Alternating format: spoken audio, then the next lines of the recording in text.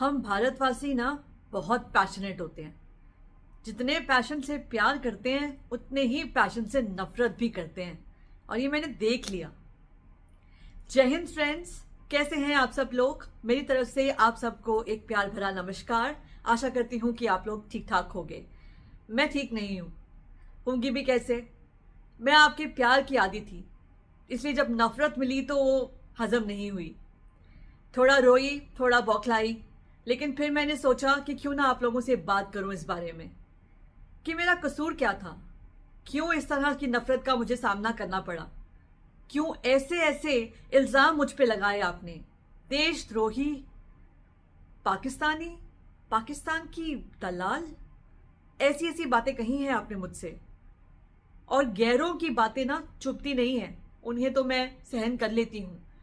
बहुत गालियां खाई हैं मैंने पाकिस्तानियों से अपने वीडियोस पर, और उनका बहुत डटकर सामना भी किया है, लेकिन अपनों की बातें बहुत चुभ जाती हैं। और आप लोग मेरे अपने हो, मैं आपको अपनी यूट्यूब फैमिली मानती हूँ, लेकिन जिस तरह की बातें आपने मुझसे करी हैं, बहुत डिस्करेजमेंट मिला है मुझे। और वो भी किस लिए? इसलिए क्योंकि मैंने कहा कि एक इंडियन यूट्यूबर को सपोर्ट करो। क्या मैंने पठान भाई के खिलाफ कोई गलत बात कही थी? क्या मैंने ऐसा कहा था कि उन्हें अनसब्सक्राइब करो, उन्हें सपोर्ट मत करो? क्या मैंने किसी के लिए भी कुछ ऐसा कहा?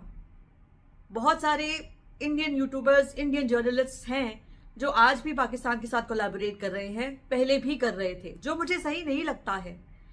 जब विक्रम गुप्ता गए थे पाकिस्तान और वहां जाकर सनाउल्लाह के साथ उन्होंने इतने सारे वीडियोस बनाए थे, वो मुझे बात ठीक नहीं लगी थी। लेकिन ना मैंने उनके फेवर में ना उनके अगेंस्ट कोई वीडियो बनाया, क्योंकि मैं हमेशा से कहती आई हूं कि मैं हिंदुस्तानियों के अगेंस्ट, भारतवासियों के अगेंस्ट नहीं जाऊंगी।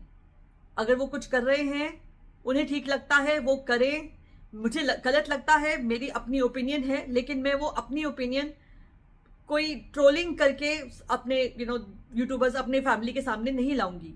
और इसीलिए मैंने कोई ऐसा वीडियो नहीं बनाया था उनके खिलाफ भी, चाहे उनकी बात मुझे बहुत गलत लगी थी। और आज ये सब साबित हो चुका है जब सनाउल्लाह अपने असली रंग दिखा रहा है। मैंने किसी के खिलाफ अगर मुहिम की तो वो वही था जो मुझे सच लगा, मुझे सत्य लगा, मुझे अच्छा लगा, मुझे सही लगा। वो ये कि पाकिस्तानी यूट्यूबर्स आप लोगों से धड़ल्ले से व्यूज कमा रहे थे, सुपर चैट्स कमा रहे थे, और उनका सच मैंने आपके सामने लाके रखा। मैंने बस यही काम किया जो मुझे लगा कि सही था। आप मुझे बताइए, अगर मैं ना होती तो क्या आप लोग सचमुच जान लेते, या कोई भी जान लेता कि इकराम सो कॉल्ड बलोच का सच क्या है? सबसे पहले उसे बेनकाब करने वाली मैं ही तो थी। मेरे बाद ही वो बौखलाया और उसने अपना असली रूप सामने लाया मेरे वीडियो के बाद। लेकिन ये बात किसी ने की नहीं, बड़े बड़े चैनल्स वालों ने। लेकिन उनकी लड़ाई में मैं जरूर पिस गई। मैंने किसी का साथ नहीं दिया था, मुझे जो गलत लगा बस वही मैंने कह दिया, और आप लोगों ने मुझे देशद्रोही तक करार कर दिया। एक आदमी ने तो मुझे ये तक कह दिया कि मैं पाकिस्तानी हूं जो मेकअप लगाकर और ये सिंदूर अपनी मांग में भरकर वीडियो बनाने आ जाती है। मैंने आपसे कभी कुछ नहीं छुपाया। मैं जहां बैठती हूं ये मेरा घर है। मैंने कोई बैकग्राउंड भी चेंज नहीं किया, जो आमतौर पे लोग कर सकते हैं, करते हैं, और बहुत आसान भी है। मैं लाइव आकर आपसे मिलती हूं, तो अगर मेरा लहजा पाकिस्तानी होता या ऐसा कुछ होता तो क्या लाइव में वो झलक नहीं जाता? फिर भी एक दूसरे की सपोर्ट करी आपने मेरे खिलाफ उन कमेंट्स में।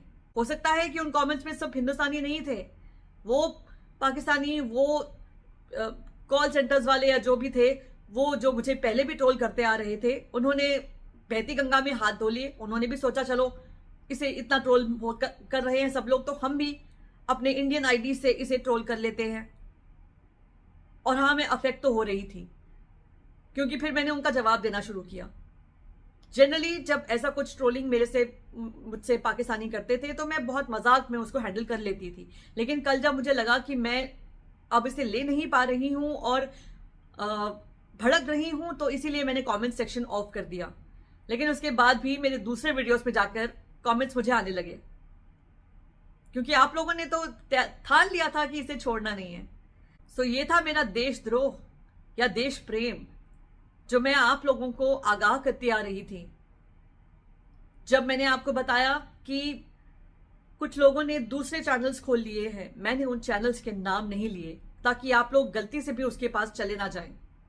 ये बात अलग है कि आपको मालूम होंगे या दूसरे यूट्यूबर्स ने उन्हें ज़रूर बनाया, ऐसे वीडियोस को ज़रूर बनाया जिसमें उनका नाम लिया उन्होंने। अपने वीडियोस में भारत सरकार की रिस्पेक्ट करते हुए अगर मैंने कोई पाकिस्तानी क्लिप्स आपको सुनाए तो वो सिर्फ सुनाए, दिखाए नहीं। फिर भी आपने मुझे देशद्रोही कहा। Shame on you.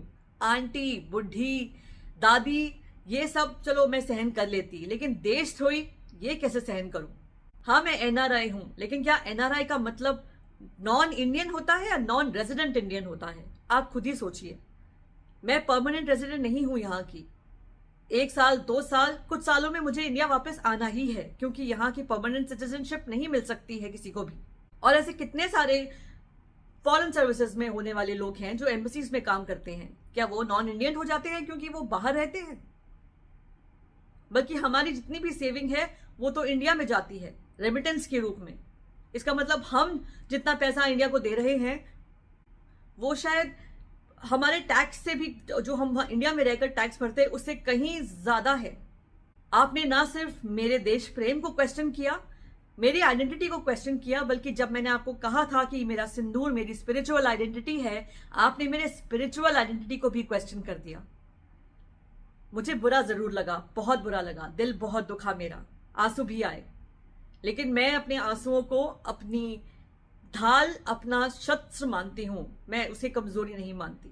और इसीलिए मैं फिर आपके सामने यहां खड़ी हूं और फिर बात कर रही हूं कि मेरी तो मुहिम रुकेगी नहीं। मुझे रोकने वाले, मुझे गिराने वाले चाहे कितने भी हों, मैं तो वही करती रहूंगी जो मैं करती आ रही थी।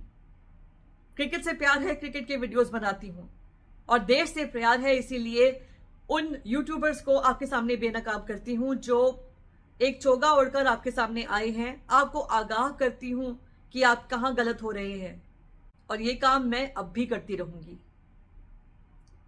पुष्पा नाम है मेरा, मैं झुकूंगी नहीं।